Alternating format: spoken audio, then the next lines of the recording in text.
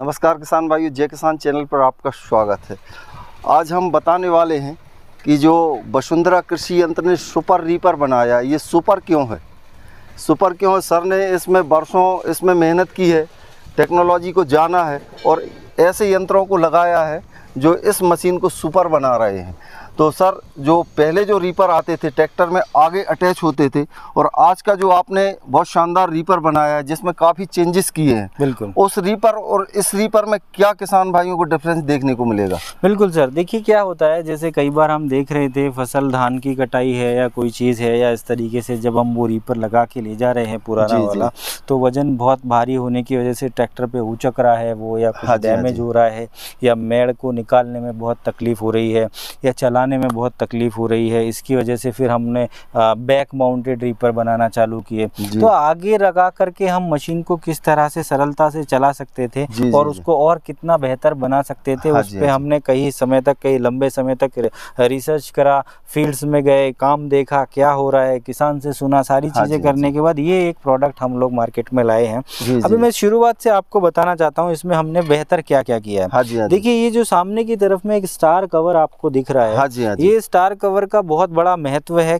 फसल को काटने में और उसको काटने के लिए अंदर ले जाने में। वो पहले जो होते थे वो छोटे होते थे, प्लास्टिक के आते थे पहले। नहीं, ये तो MS का ही रहता है, नीचे का जो स्टार है वो प्लास्टिक का ही रहता है, इसमें भी प्लास्टिक का ही है, पर इनका साइज छोटा होता था, इनकी नोक छोटी होती थी, तो जो फसल है उसको लाने में थोड़ा दिक्कत होता था या छोटी फसलें काटने में थोड़ी तकलीफ होती थी। तो यहाँ हमने इसको लंबा किया है। लंबा करने से जो छोटी फसलें होती है उनको काटने में भी बहुत आसानी होती थी। फिर वो जो स्टार होते थे, ये उनके मुकाबले ये बहुत ही अच्छी क्वालिटी के प्लास्टिक के स्टार हमने लगाए हैं। इसके अंदर भी 2 बेयरिंग लगे हुए होते हैं ताकि इसका कुछ खराब होने का चांस नहीं होता। फिर यहाँ पे ना बड़ी बड़ी हैवी पुलियां होती थी, उन पुलियों में पट्टा होता था, पट्टे के ऊपर एक लोहे का लग्स लगा होता था, है ना। वो पट्टे का भी क्या होता था, मोटा है, पतला है, छोटा हो रहा है, बड़ा हो रहा है, या टूट गया तो पूरा खराब हो जाता था। तो अभी यहाँ पे हमने कन्वेयर चेन लगाई है। चेन का सिस्टम क्या है कि अगर खराब भी हुई है, कुछ टूटा भी है, तो 1 या 2-4 कड़ी बदल के आप उसको काम कर सकते हैं, है ना।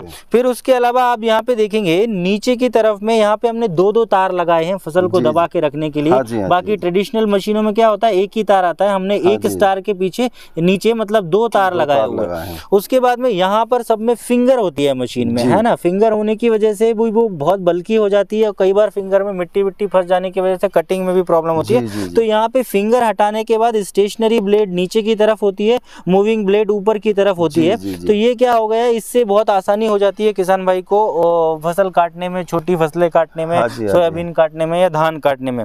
उसके अलावा ये जो पैनल है ना, पूरा इस तरीके से बनाया हुआ होता है। ये जो शीट होती है वो अलग बनती है, कलर होती है, पाउडर कोटिंग होती है, ये शीट अलग होती है, बाद में कंप्लीटली असेंबली इसकी की जाती है।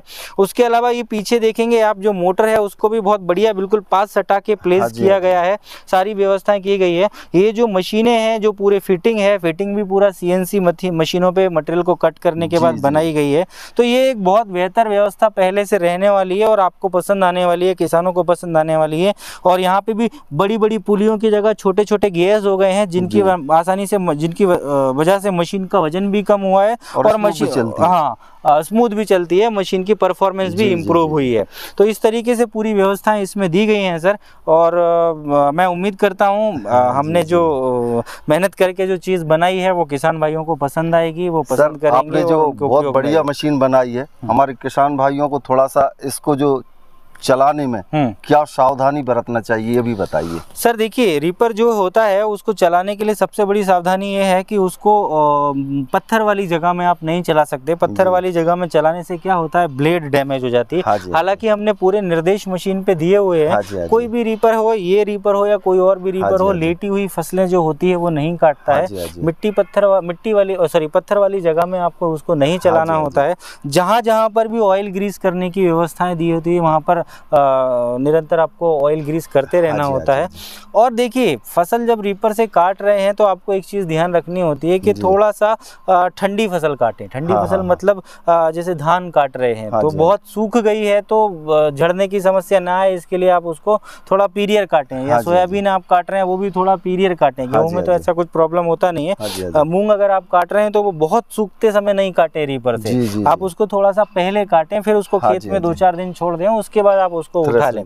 तो इस तरह से आप इसको रीपर से यूज कर, ये सावधानियां रीपर में रखने वाली होती हैं और ये रखना ही चाहिए। और ये खरीदने से पहले किसान भाई को भी हमारे पता होना चाहिए कि इस तरीके की चीजें होती हैं। तो ये सब जानकारी होनी चाहिए। हम लोग जब भी आप परचेस कर रहे होते हैं तभी भी ये सारी जानकारियां देते हैं, मशीन के ऊपर भी निर्देश लिखे हुए होते हैं। तो ये सारी चीजें रीपर के बारे में जानने के बाद आप मशीन खरीदें तो आप बेहतर परिणाम और भी पा सकेंगे। तो किसान भाइयों, हम वसुंधरा कृषि यंत्र भोपाल आए, हम यहाँ आए, हमको बहुत अच्छा लगा। सारे स्टाफ से मिलवाया सर ने, सर भी मिले, सर से मिलके बहुत खुशी हुई। यहाँ जो किसान आते हैं वो भी यहाँ का जो स्टाफ है एक एक बात समझाते हैं, एक एक चीज़ समझाते हैं, एक एक मशीन के बारे में बताते हैं। फिर हमारे किसान भाई यहाँ से खुश होकर मशीन ले जाते हैं। ये सारी व्यवस्थाओं के लिए सर को बहुत बहुत धन्यवाद। धन्यवाद सर, बहुत बहुत धन्यवाद।